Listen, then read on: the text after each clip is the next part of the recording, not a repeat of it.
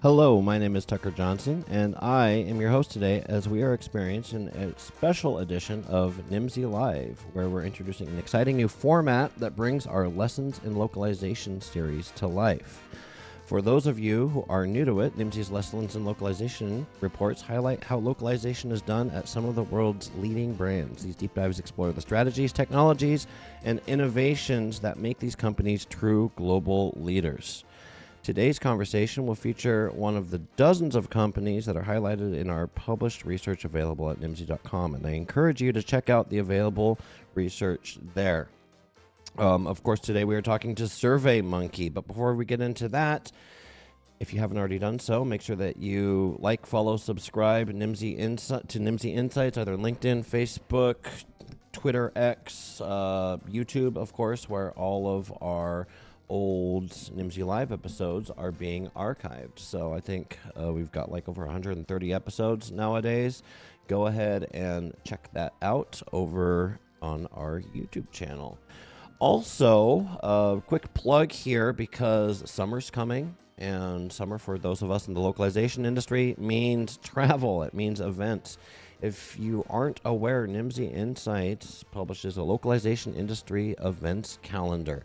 You can go over here and check out all of the events. If you have budget, there's some great travel opportunities here. If you don't have budget, there's some great remote events, online events here. So go over to nimdzi.com/events and check that out, and you can plan all of your upcoming travel for the 2025 conference season.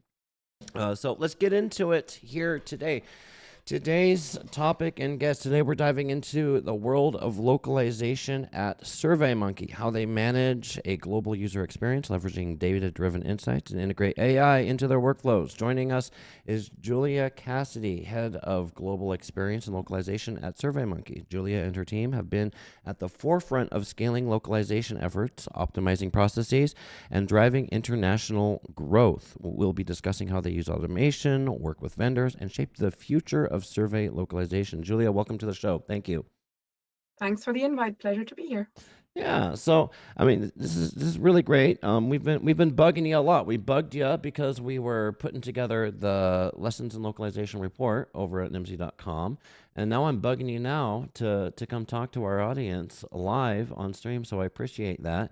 But for those of the audience that hasn't actually been able to read the report, tell us a little bit about yourself. Tell us a little bit about your program that you run over there. Sure. So yeah, I'm Julia. I'm originally from Germany. So my starting point as in the industry was as a German translator. So a linguist at heart. Been in the industry for, oh God, I think it's 20 plus years now. Don't date yourself. And I've been with SurveyMonkey for the last 4. I just had my 4-year anniversary. Oh, congratulations. And I lead the team there. So 4 years, we all know when you take a new role at a localization department, those first 2 years are probably spend a lot of time figuring out what's going on, figuring out what you want to do. But I think you kind of passed that point now that we're moving into year 4 and 5 here. Tell us a little bit about the journey. How was it when you came on? What strategies have you been implementing, and how's that been working out for you? Yeah, I think initially it was very much about kind of figuring out the maturity level of the team and just kind of understanding the content types and the goal of everything that we were doing and working and the overall global footprint that the company has, things like that. So initially it was all about kind of making that run smoothly, I would say. And getting to know all the stakeholder teams. This is where being in a company a little bit longer makes all the difference, because you can forge those connections and you can understand how things work and where the decisions are being made, what they want to hear, all that stuff. So I feel like much more confident in that area now. As a team, we also switched orgs twice already in that time. So I started out in the PMO org, reporting up to the president of the company, which was very much like the catch-all area. Makes sense in many ways. The miscellaneous department. Yeah. I have called that the same thing myself before, but it was good in some ways, right? Because you get to you have reached to everybody in a way, but you're also not close enough to anybody at the same time. So we moved under growth then, which was at the time combined product and web growth all in one team, which made a lot of sense for us because most of our content is web content, which makes sense for a company like SurveyMonkey, who was probably one of the first companies that really grew globally organically through kind of an SEO motion. However, that team was then ultimately split up, and we ended up on the web growth side under marketing, which was kind of a big switch for us. And we've been under marketing ever since, which is good in many ways, because a lot of the messaging is created there, a lot of, the go-to-market strategies and what we want to communicate and how we communicate. A lot of the content we localize comes from that team. So from that perspective, it's been great, and we've really changed how we, not exactly how, but more what we localize since then, because we've just added more and more content, and really we're able to think about all the touch points that customers have with us and get a more seamless experience for them, because that's something that we definitely noticed in the earlier days. Still, we haven't fixed it fully. Oh, sure. But we are kind of closing those gaps to make it feel end to end for our customers.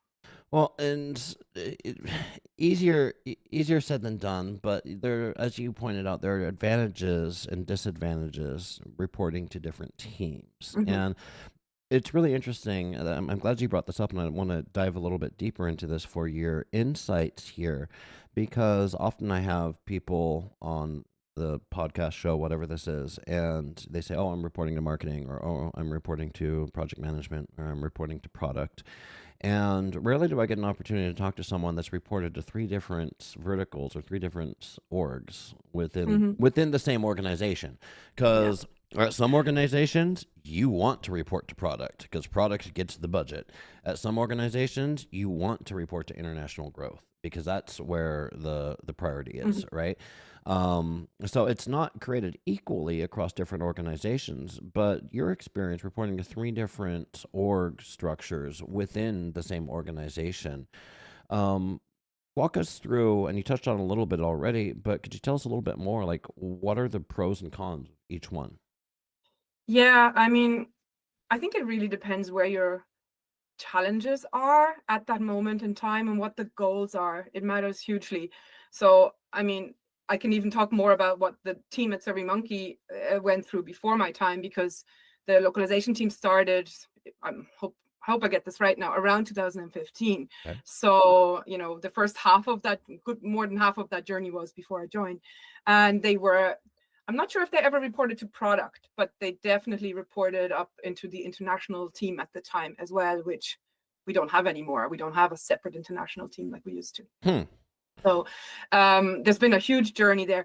And I think it's very common that companies in the earlier days, that localization team in the earlier days report to product, because usually that's the first thing that needs to be put out there into the market. Right. And then as the presence in different markets grows, and obviously marketing and web becomes much more important, and then it makes sense to align with that. I've seen that kind of path before.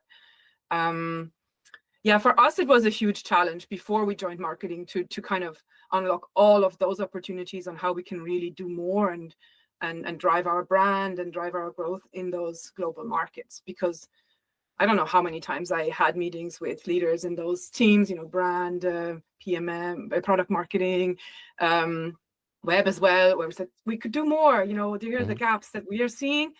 And everyone's like, well, that's not our priority right now. And that's the door shut. And there's nothing you can do at that point. I mean, whereas now I have much more influence. I can talk to them much more. And also indirectly over time manage to, make that much more of a topic, make those gaps more of a topic, feature parity on the product side, all that, to bring it into more of a priority. At the same time, international growth has become more of a priority for the company overall, because it's very common as well that, there's only so much you get out of your main market, and eventually you need to look broader. SurveyMonkey had the advantage of having very organic growth very early on, because the product just was very easy to use, is still very easy to use. And the barrier of entry is very easy, very low. But that doesn't mean you're optimizing for a country, and that's kind of where we are at now. We are broadly present, but we have opportunities to do that properly with full funnel marketing and things like that. And that's what we can do now because we're in the right team for that. Well, you're in the right team for that, which is probably related a little bit to. It sounds to me like you've been doing a lot of evangelization over the last 4 years, really educating people. Because you go to different departments and say, "Hey, we can do more," as you were saying, and they say it's not a priority for us right now. And it's like, well, it should be, right? Yeah, I'm not measured on that. Is really what they're saying. Yeah, exactly. That's not going to help me get my bonus at the end of the year, right? Yeah, exactly. So it's hard to have those conversations, because how do you talk to someone that doesn't understand the value of what you're doing? Or even if they do understand the value, maybe they're not incentivized to follow up on it. Maybe they're not incentivized to take it seriously and invest into it. So, I mean, a lot of times here at Nimdzi, we work with client-side organizations, and their biggest challenge is how do I get taken more seriously internally? And it sounds to me like you've fought that battle. You're coming out ahead on that battle because localization is completely centralized at SurveyMonkey. Yeah, it was always centralized. Well, that helps. But probably still isolated. So we only ever had one team. But credit where credit's due, right? Like you say, oh, it was always centralized. Yes, but if there's not a strong education and evangelization function coming from the localization leader in the organization, organizational entropy can really start to affect that, and you start seeing little localization. This marketing team hires a vendor over here, and the legal team's working with some in-country language companies, right? So if you don't manage that closely, it's easy for a centralized program to become decentralized pretty quickly. It is, and I've seen that in other companies very much, and spent a lot of time trying to undo that and gain the trust again. In SurveyMonkey, that was never my challenge, because it was just a case of everything that is localized, we do it. But a lot of teams just didn't localize their stuff, didn't even think about what customers might experience these whatever they were putting out there in other languages or from other countries. That was just not a consideration. As I said, it's all about what you're measured on, and it was very focused on the US. Yeah, that has definitely changed. I mean, that has changed also because of a leadership change, of a more international focus there. So I was very lucky also that things kind of fell into place with our CEO, for example, who's been very focused on international growth. So we are now seeing non-US countries featured as our top priority, where really we're thinking about going to market. For a while, those non-US countries were still English speaking. Now we're reaching the point where, when you're really thinking about everything we want to do, that those are also non-English speaking countries that are showing up on those lists. And this is not do we localize or not. This is the proper go-to-market approach there, with full funnel marketing, paid marketing campaigns, all the stuff that before really were only done for the US. And we were localizing the foundational stuff, like the website, the product, help center, legal center, all that stuff, yes. But the bits that customers get to touch first, and how you get them become a customer, how you onboard them if they're an enterprise customer, all that was where it was a bit flaky. And to be honest, still is, but we now have more of a path towards fixing that. Well, and your focus more, it's less about, hey, let's make sure these high priority sites, products, whatever, get translated, and more about how do we localize and prioritize the international user experience. You brought up user experience, and I think this bears pointing out. Like, what's your job title? So my job title is Director of Global Experience and Localization, and this is something I advocated for after I joined the marketing team, because I just wanted to make clear to everyone that there is nobody else in the company that thinks about how it actually feels for our international customers dealing with us. There's some support teams and stuff that have international language speakers and stuff, yes. Yeah. But end to end, right? There's nobody. And I should call out that it's a bit unique at SurveyMonkey that we don't have a big global footprint. Like, we don't have marketing offices in Japan or in Germany or anywhere. It's a very centralized team like that. So when it comes to what customers see, there's nothing between what my team does and what the customers get to see. We're the last point of the last checkpoint there, which is a big responsibility. And when I joined first, I kind of assumed we would have marketing teams, we would have to keep happy, the usual, it's always a big thing to try and get into a good rhythm with them. Mm-hmm. What's the quality feedback process like? How much involvement do they want? What do they need? All that. Nothing, because nobody wants anything, because there's nobody here. So I had to kind of rethink how to what my team's role was. And that's why, and this is also mentioned in the report that we did together, my language owners, who are under a vendor umbrella, but they are our kind of key gatekeepers of quality. They have a really important job, because they need to honestly own the voice of SurveyMonkey in their language. It's a big responsibility, and that sits completely on my team. And when I explained that to my boss, they understood that there's more we do than just translate or even just basic changing the the language of the experience. It's much more than that. It goes really. We always think about everything from the perspective of the user. Right. Does that make sense for them? Will that make them feel? Will they be able to relate to what we're saying, or is it super US centric? If it's US centric, we swap things out. If is there maybe a feature mentioned on the, say, a web page that actually doesn't really work in the same way in that other country for whatever reason? We make sure that all that is adjusted accordingly, so that it feels smooth and well-rounded for the users. And there's nobody else who does it, so that's why I wanted to have that reflected in the team title as well. I think we do a lot of education to all the teams about how to create the content before it gets localized. And having that title really empowers you to do that, right? And this is something that I'll tell virtually any buyer-side localization manager, director out there, is start thinking about how can you position your department, how can you position yourself as more than just the translation monkey, right? Because what are you? You are the ambassador between your brand and international customers, because there is no one else in the entire company that cares about the international customers like you do. The marketing team, the subsidiary over in Barcelona, might really care about the Spanish-speaking markets, but they don't care about the Japanese markets, right? The Japanese team. So we don't have them. Well, yeah, exactly. But that's where the localization director, as the ambassador to those global customers, really comes in. Yeah. And but it's interesting, because I just had a conversation with my boss recently about this. And as marketers, they think about global experience kind of about as more than that. They think about it really as the go-to-market and the strategy and the campaigns and all of that, which of course is more than a team of my size can bite off. But there's nobody else. My argument is very simple then. There's nobody else doing it. So we're still it, Yeah. And there is obviously more than we should have. And if there is somebody hired specifically for international strategy like that, then yes, of course, we work very closely with them.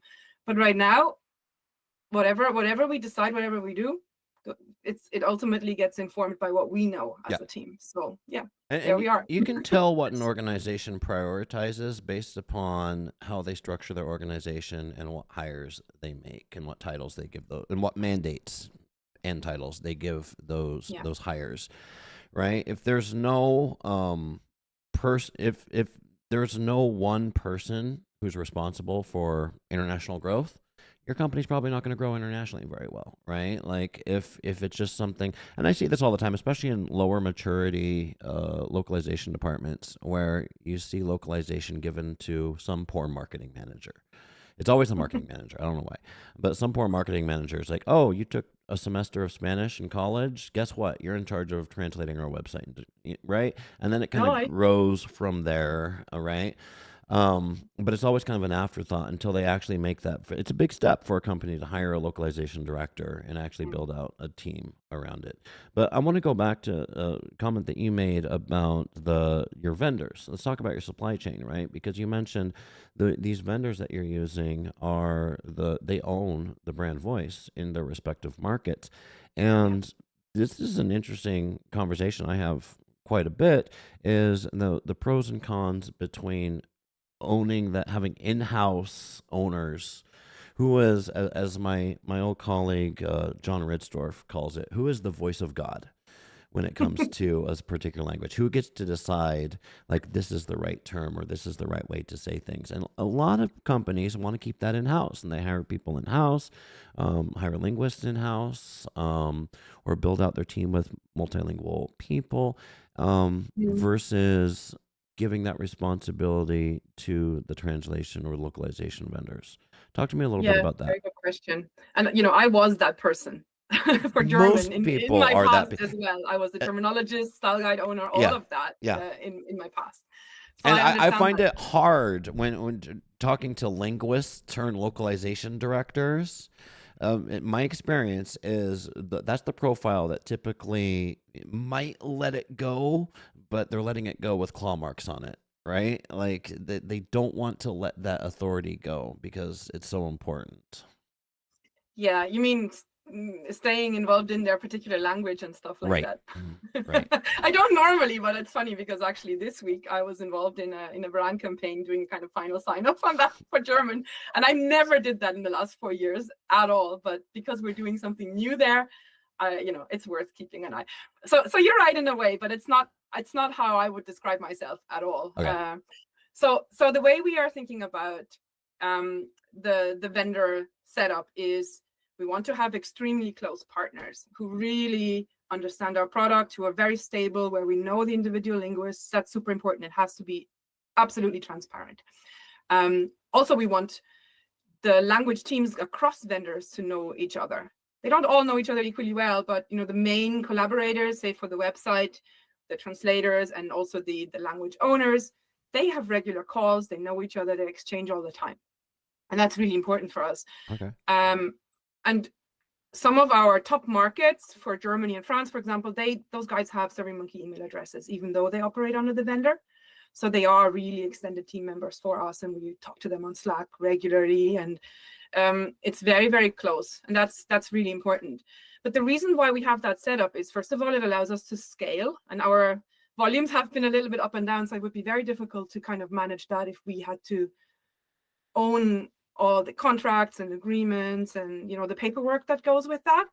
That's something that for a small team like ours seems a lot. So we don't want to do that. We want to be able to scale up and down, and still have that direct. We want to have our cake and eat it. Yeah, yeah. And what I would also say is the what was it? Now I've lost my point. The relationship has to be long term. So it's really important for us that we maintain those guys, build them up, know them, and treat them like employees in some regards as much as we can, of course. So yeah, that's really, really important. That's essentially it, right? And I would argue that you can have your cake and eat it too when it comes to outsourcing that linguistic expertise. You're essentially outsourcing brand knowledge or brand expertise or institutional knowledge, right? Yeah, but I'm building it up. I'm building it up carefully with those selected people, handpicked people. I just don't want to do all the paperwork. And there's one more point that I actually wanted to make, and now it's coming back to me, and that is the kind of career growth opportunities if these guys are fully employed by us, because I won't be able to if I have we have 15 languages, say the top 7 are the ones we would have in-house. How are they going to grow with us? They're kind of stuck in that role. I can make them a senior language owner. That's about it, right? There's tenure that they might build up, but there's no real path towards growth. Quite the opposite. The better they do, because it's just kind of like dead end roles that I have there, and it just doesn't feel right to manage a group of people where I don't really know where they're gonna go. And I won't have program management or other more senior roles for all of them. So it feels a bit unfair. That's why I'm not a big fan of that model. And because there is nowhere for them to go, right? The best case scenario is they're really good at what they do, in which case it makes it impossible to promote them. Because why would you take your best German linguist and turn them into a project manager and hire a brand new German linguist? You wouldn't do it. It'd be crazy, right? And what I've seen personally, looking at organizations that do have those in-house linguists, is very high turnover, right? Yeah. Which So you may as defeats well the have a whole vendor purpose. managing that for you. Yeah. At that point. Well, yes, it defeats the whole purpose. And I'm not saying turnover is never a problem when you're going through a vendor either. The difference is that's the vendor's problem, right? That's Yeah, why you're paying a premium, you're paying a markup on those services, because if there is turnover, it's the vendor's, I shouldn't say problem. It's the vendor's responsibility. The vendor's accountable and responsible for making sure that a new linguist gets trained up, onboarded. They're maintaining documentation, style guides, glossaries, blah, blah, blah, brand voice, all that stuff. and that brings me to that important point that I would pick a vendor very, very carefully, because I want them to be the type of vendor that a linguist wants to stick with long term. Right. That's really important as well. That's why the main vendors we work with are kind of medium to boutique size vendors, because we have that really close relationship with them. Now, that I wouldn't want to just put all my eggs in the small basket only. So we have another vendor also. So we have multiple vendors so that we can pivot if needed. If anything major goes wrong, we can pivot. But the focus is on the relationship with the ones that are very, very much tailored to our needs. And we're really working like this. We're working very close together. And that has evolved over time as well. So how many vendors, I could pull it up in the report. I'm sure I just read it before the interview, but I forgot it already. How many vendors are you working with, and what's your strategy for picking vendors? Yeah, well, so other pretty much than what I just said, right? Yeah, that's other the than criteria. That. Yeah. I was very lucky to inherit a fantastic, reliable, high quality vendor from my predecessor. So that one is just something that fell to me and is super great. So we have one vendor that does the majority of our content, marketing, web, product stuff. And then we have a dedicated language quality and review vendor, and they are the ones who own our language. They manage our language owners for us, and that's where the terminology management and style guide and all that sits. And they are the ones we have the closest relationship. They're the gatekeepers of our content, right? They're the voice of God. Right. Yeah. And then we have another vendor which is a bit larger, and they kind of manage the more high volume content and more fast turnaround. That's where the machine translation post editing happens, help center content, survey translations, because we have quite a few surveys, things like that. But they're well capable of doing everything else as well. So they're definitely, I don't want to keep them too small either, because I need them as well. Right. But obviously, there has been a very close relationship built with those other two vendors, which are not very big, but we're like a triangle between the internal team and those two. Okay, a lot of collaboration. Essentially, you're splitting the work based upon the service or the level of service, maybe that is required. Yeah, content type kind of dictates that. Content type, content type is a good way to put it. So you're not splitting it by language, you're splitting it by content type. So when you're splitting it, there's challenges when it comes to splitting by language, but we're not going to go into those. And there's challenges that come with splitting by content type, because you got 3 different vendors all working on one language or multiple language, right? So are these vendors in contact with each other? How do you manage or facilitate communication, TM sharing, glossary, style guides, quality assurance, arbitration processes? How do you manage that? Yeah, we have everything in the same translation management system. That's where it starts. And we think carefully about the TM stack for each of those content types and how we cross leverage, and whether we trust the cross leverage or whether we put penalties. So there's a lot of work that goes into getting that right and making that so that it refreshes itself over time as well, so that we end up with a cleaner and cleaner translation memory setup over time as well. So that's kind of the way we're trying to approach it, because we're a very small team. There's nobody, solely on that from a responsibility perspective. That's something that's managed kind of by the quality manager, who also manages our product localization. So that's a very cramped responsibility area for us right now. And that's probably something that over time we'll need to change as well. For now, we're kind of getting by. To get back to the topic of how we manage, that's really it. We facilitate a whole program where we allow linguists to have a couple of hours per month for that collaboration piece. They even do a quarterly call between translators and language owners and so on. The collaboration is much closer between our 2 main smaller vendors that I talked about. But there is a feedback also given to the other ones that are kind of having the more high volume content, which doesn't require just as much attention.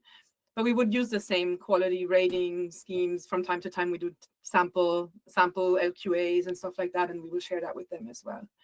Okay. And you allocate. Yeah, so there is definitely budget they should be a team. That's important to Sure. us, and we invest in that as well, that they become a team across the vendor boundaries. Sure. And you allocate budget and time to have those calls and stuff, right? Just to clarify. Yeah, exactly. Yeah. We cap it. We know exactly how much we want them to spend on that, and it's a bit different for some languages, more for our top languages, obviously, than for others. But that's it. And we've just revised that a little bit again. So these things can have a tendency to kind of grow, and it's something we have to constantly maintain and make sure that we spend the right level of time on that, and allows the budget to focus on the real deliverables we have. So it's something we balance and manage all the time. Yeah, it's a balancing act for sure, because it will grow. if you don't cap it, it absolutely will grow, because people want to talk more and more, and you can never, those conversations can be never ending. I just wanted to call that out because, for any other localization directors out there listening, it's like, this is a really important thing. Allocate time and allocate budget if you want your multiple vendors to work together. You need to pay them for it.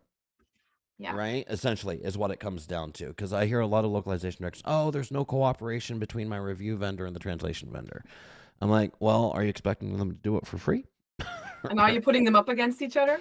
That's the other thing too. I always say, if you're going to have a third-party review vendor, make it crystal clear to them, look, you're never getting the translation work. Right? Yeah, and look, our vendor actually doesn't want it. They don't even do translation, which makes it easy for us. Perfect.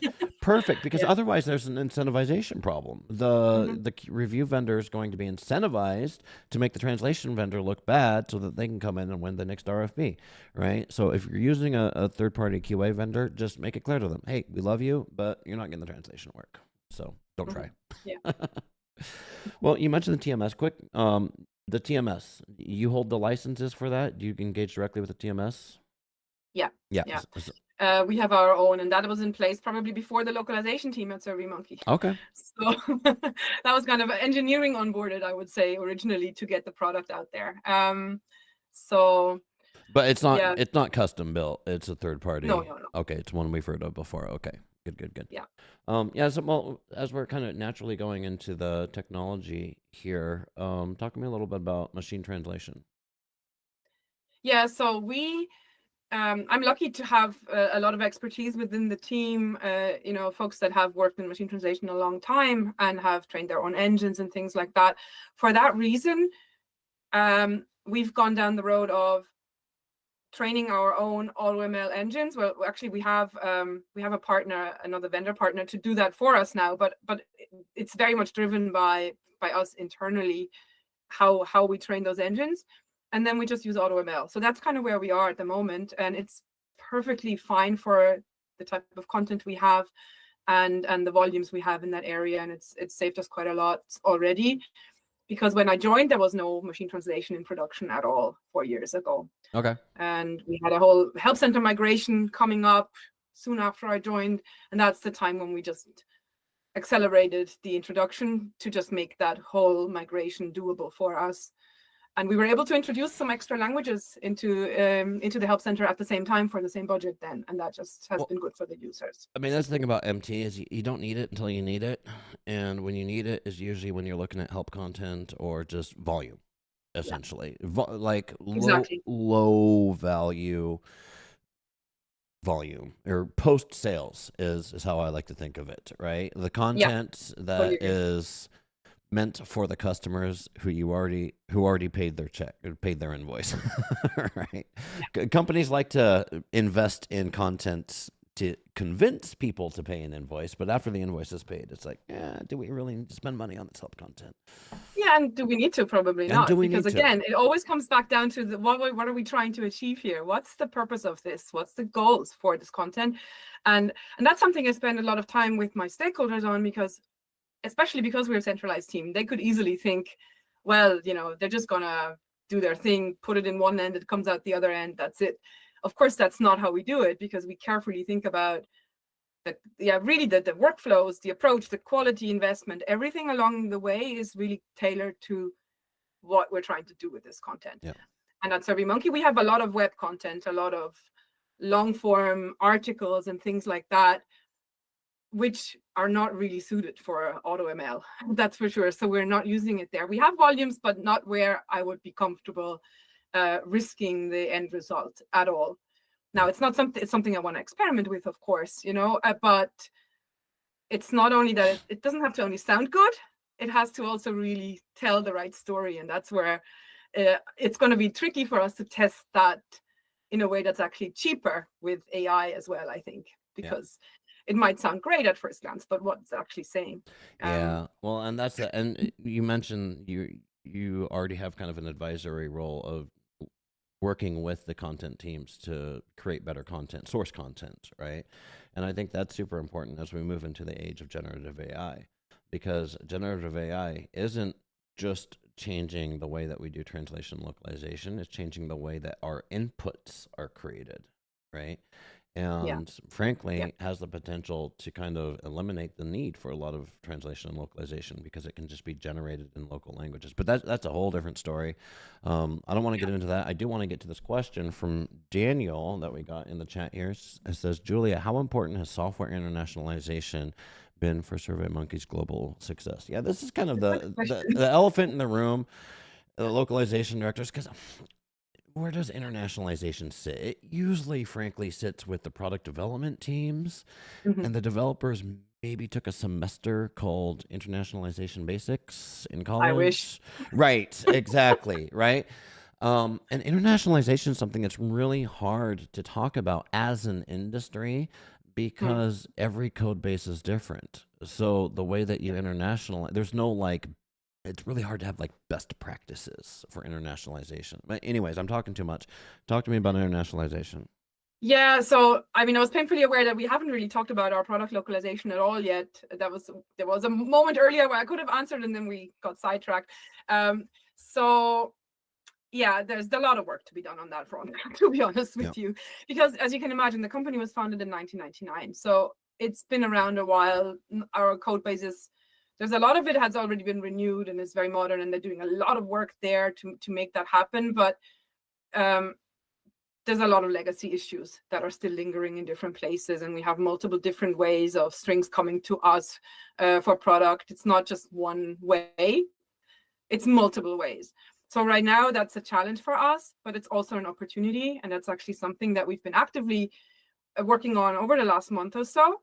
Because even though I'm in marketing, I got the opportunity to join all the product design and engineering orgs for a huge company gathering just 2 weeks ago in Atlanta, which was amazing.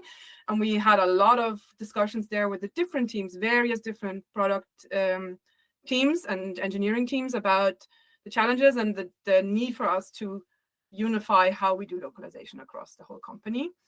And there's been a lot of appetite for that, because they're all struggling as well with the challenges we're seeing, the issues that are created. So to get back to the question, it is definitely owned by engineering. They have probably not enough expertise in internationalization. We don't have a team for that specifically. We're literally working on building up, finding owners for localization collaboration with us and for internationalization in every one of those teams, so that we can start having better conversations. We've built out a Confluence area for best practices that we are going to push much more heavily now. You can tell from what I'm saying that it hasn't been the big focus for us, because our focus was definitely keeping up with all the changes on marketing and web, and that was where the challenge was business-wise. But we've come to the point now where we're shifting our focus back to product, because it needs to be brought up to the next level of maturity as well. So we've kind of outgrown what we had, which was working good enough, and now we've outgrown it, and now we're focusing there again, which is interesting for us because we're not in product, right? So we have to work harder. Yeah, exactly. And you said it, it's good enough, right? Things that are working good enough tend not to get fixed if they're working good enough, if there's other fires to put out. So yeah, so we were in that position, and that's a team size situation. And from a company size perspective, we are at the right size as a team. We just have to understand that we have to rigorously prioritize where we focus our time and constantly do the same as the product teams. We have to stack rank and measure our the plans we have for the quarter and for the year based on what we think the impact of that will be it business impact or operational excellence, or streamlining of how we do things, which is ultimately, of course, cost savings or time savings, time to market, all that stuff. Those are the things that define how much what we do first. And some stuff is on our long backlog. That's just the way it is. We have to accept that, like every other team. Honestly, I don't think that's very unusual. yeah, well, you brought up cost savings, time to market, all of these things that you're, and I'm pulling up this graphic that we received from you. Sorry for our podcast listeners, but I am showing something visual here, showing the key principles, talking about high quality, consistent global customer experience, fast time to market, and cost efficiencies. So this is where the priorities lie with the centralized localization function at SurveyMonkey for the whole team. Before we get into this, though, we haven't talked about the team. Tell us about the team, because, like I said, you can tell where a company's prioritizing based upon the roles that they hire, right? So, who have you hired for the localization team? How big is it? What roles do you have? All that stuff. Yeah. So I now have 5 direct reports, and 3 direct reports and two who actually are supporting those key 3 people. So I have a marketing and sales localization manager. So anything kind of go to market, I guess, the stuff that gets customers onto to become customers for us. And then product localization, and that's shared with the language quality and vendor management piece. That's kind of a makeshift setup. Longer term, we'll need to separate those roles out. And then we have the third senior person in my team looks after our tooling and infrastructure setup, and is the person who is managing the TMS and managing the relationship with engineering, and ultimately drives those internationalization best practices and anything like that. And then 2 more people, one to support the localization tooling part of the team, and then one on the marketing side, because we just had such an explosion of content. We now just need more hands on deck to manage all the go-to-market campaigns and the launches and the web updates we are seeing. So we had a big volume expansion on that side. Also, because we asked for the work, now we're getting it. Careful what you ask for. Well, maybe perhaps like a telling question I could ask would be, if you had unlimited budget, where would your next 3 hires be? Oh, my next 3 hires. That's a very good question. I would probably, well, I would definitely get somebody to manage language quality, vendor management, maybe a bit of operations generally, just somebody to kind of keep things together. And probably somebody to support product localization more, a more junior person to run things on a day-to-day basis a bit more. We have some contractors who help with that, but I would probably have somebody in-house. And I don't know, it wouldn't necessarily be in my team. That would have to be a decision, but I think somebody, an internationalization go-to person. Yeah. I don't think I would want them to report to me, because I don't think they would be very happy with that. It would be better for them to be in the engineering org and really, act where they can make an impact. But that's something that I would advocate for with available budget, more so than in my own team. Yeah, I've had internationalization people report to me before. They weren't happy. Because nobody they need was to happy. be part of the enengineering group. Yeah, they need to be with their own kind. Yeah. to really thrive in their role. We got another question here from chat. Let me pull it up from Kay. Hey, Julia, could you share some key strategy from SurveyMonkey that help teams effectively collect and utilize feedback for market insights? Any best practices for businesses striving to stay ahead of the competition? So I'll turn this question over to you. Kay, I would have a clarification question. Are you talking about that help teams collect and utilize feedback for market insights, like specifically for SurveyMonkey's customers? Or are you talking about like tools that SurveyMonkey has for for their customers to collect feed? Am I making sense? Yeah, because I'm reading that. I'm reading that question as if it's more about the utilization of our product. I think so. Yeah, Which yeah, yeah. is all about that. We have a. That's what Nimdzi uses. Nimdzi does customer experience research, Mhm. and we use Yeah. survey tools for that. It's a very important part of the tools. But uh, how does it adapt for international markets? Have you noticed? Because you mentioned this earlier, it kind of goes beyond translation. It goes into how are different cultures and markets interacting with different tools. Have you noticed anything based on your product that you need to adapt for different markets around the world? Um, Honestly, that's kind of the journey we're on now, Yeah. is to try and understand that better. There's a big culture of experimentation in the company to really understand over time and iterate what the product should look like and what works and what doesn't, and really based on data. For international markets, that's not something that we've been very strong at, because obviously you're looking at a smaller data set then per country, and it's harder to reach statistical significance for any proper experimentation. You have GDPR issues that Oh, people don't want to yes. get tracked. All that stuff makes it harder, but we are trying to overcome that now, at least for our top markets, and figure out how we can optimize the flow a user goes through as they use the product to make that as good as possible for them. Obviously, with the goal to driving conversions and getting them to upgrade and really understanding the value of the feature so that they want to pay for them, for the additional features that can be unlocked if they go on a higher paying subscription. So that's something that we're really at the very beginning of. We're exploring that right now. So I don't have good answer for how we've adapted the experience so far, but there is opportunities for that. I'm sure of it. If that is a half decent answer. Well, it sounds to me like you've got a lot of plans. Moving into year 5 of your tenure at Mhm. SurveyMonkey, you've got a Yeah. lot of plans. What are some exciting upcoming initiatives that you're going to be prioritizing? Yeah, so it's that kind of finding our way into that experimentation is definitely one of them, starting on the web, but ultimately we want to also do that for product itself. So both Hmm. flows are important. Um, and then hyper localization, kind of really trying to do a little bit more around that, where we actually swap out what the user gets to see. The first thing we're working on is customer logos, security, posture, making showing our privacy and security features and certificates and things more prevalently for some markets, because they obviously care more about that stuff. We're testing these things at the moment a little bit, creating more content that is targeted for specific markets. We have a lot of survey templates, for example, that allow users to start not from zero when they want to build a survey or a form or something, but actually have something that may be already 90% of the way there.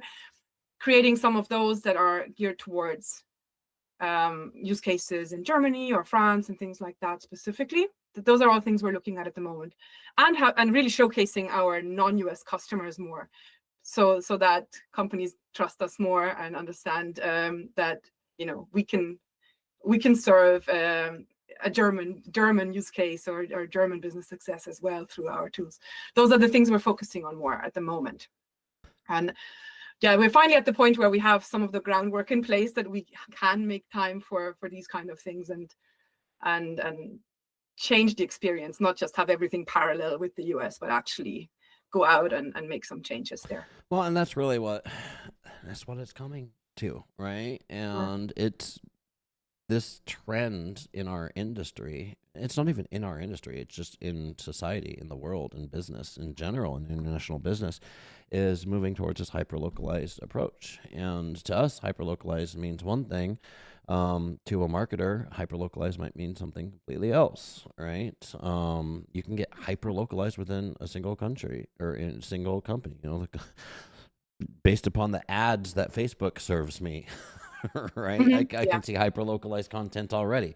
It's already a thing, but this is the type of thing that absolutely requires good automation and good, frankly, artificial intelligence is going to enable this moving forward.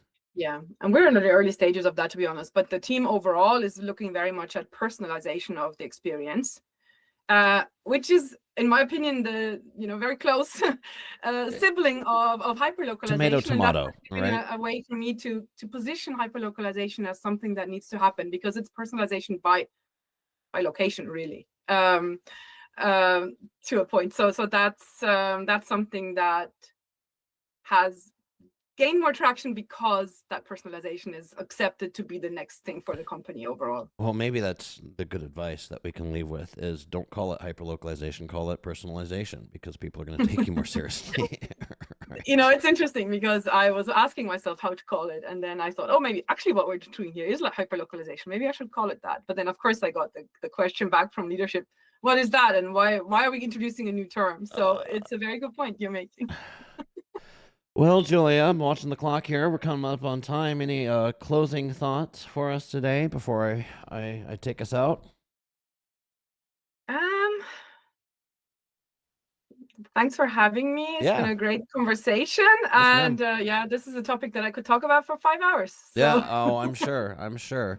Well, to everybody out there, make sure that you're gonna go right now and you're gonna follow Julia on LinkedIn, because she's out there doing good stuff. Where are you gonna be? Where are we gonna see you as conference season comes up?